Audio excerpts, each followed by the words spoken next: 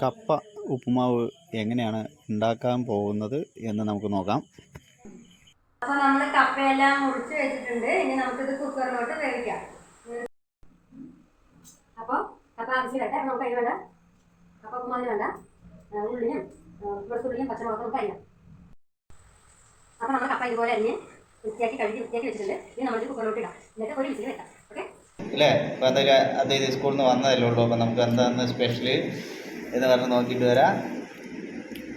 ഇന്നത്തെ ചായക്ക് സ്പെഷ്യൽ കപ്പ ഉപ്പുമാവാണ്. നമ്മൾ കപ്പ അരിഞ്ഞ് കുക്കറിൽ വേവിച്ചിട്ടുണ്ട്. ഒരു വിസിൽ വന്നിട്ടുണ്ട്. നല്ലവണ്ണം വെന്തിട്ടുണ്ട്. ഇന്നത്തെ 4 മണി പലഹാരമാണ്. കപ്പ കൊണ്ടുള്ള റെസിപ്പിയാണ്. അപ്പൊ നമുക്കിത് എങ്ങനെ ഉണ്ടാക്കുന്നത് നോക്കാം.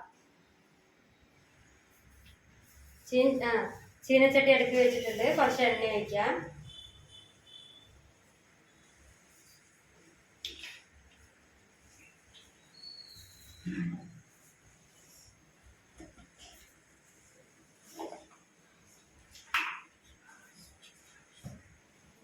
കുറച്ച് കടുക്,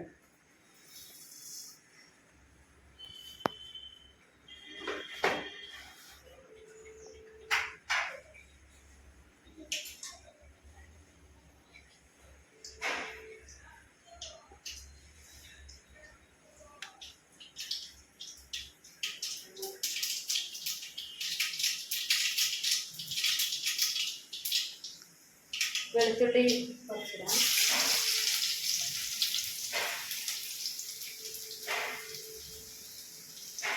പിന്നെ ഉള്ളി. ഈ കപ്പ ഉപ്പിട്ടിട്ടാണ് വേവിച്ചിരിക്കുന്നത്. അപ്പോൾ ഉപ്പ് ഇനി ഇതിനകത്താണ്.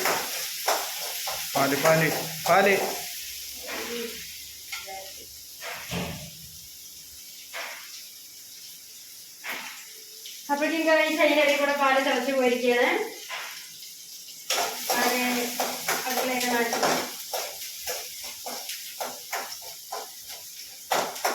അപ്പോൾ നന്നായിട്ട് കുഴഞ്ഞ് വരട്ടെ. കുറച്ച് മഞ്ഞപ്പൊടി, ലേശം മഞ്ഞപ്പൊടി, ആവശ്യത്തിന് എരിവിന് മഞ്ഞപ്പൊടി, ആവശ്യത്തിന് മുളക് പൊടി കുറച്ച് മതി. അവിയേട്ടനും കുട്ടിക്കും മുളക് പൊടി അധികം ഇഷ്ടമല്ല. ഇളക്കാം. പച്ചമുളക് പോയിട്ട് ഈ കപ്പ ഇതിനകത്ത് കൊട്ടിയാൽ കപ്പ ഉപ്പുമാവ് റെഡി.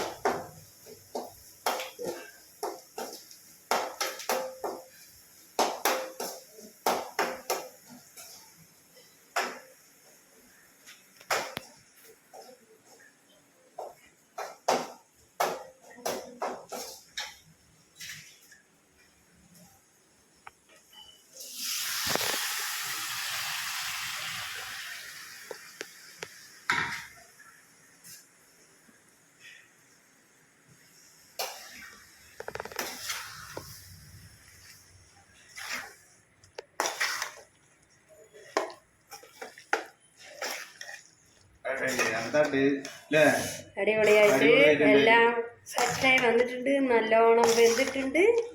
ഇനി നമുക്ക് ചായന്റെ കൂടെ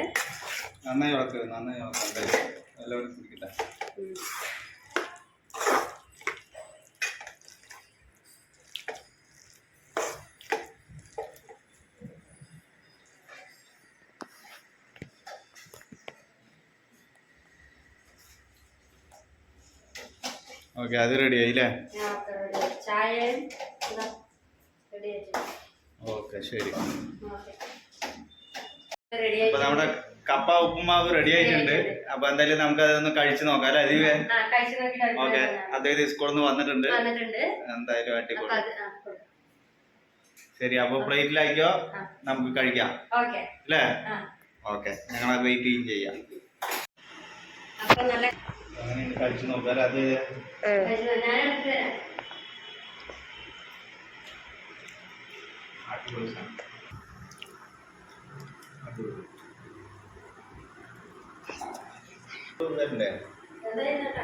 നെക്സ്റ്റ് വീഡിയോയിൽ കാണാൻ പറ. അടുത്ത വീഡിയോയിൽ കാണാമെന്ന്.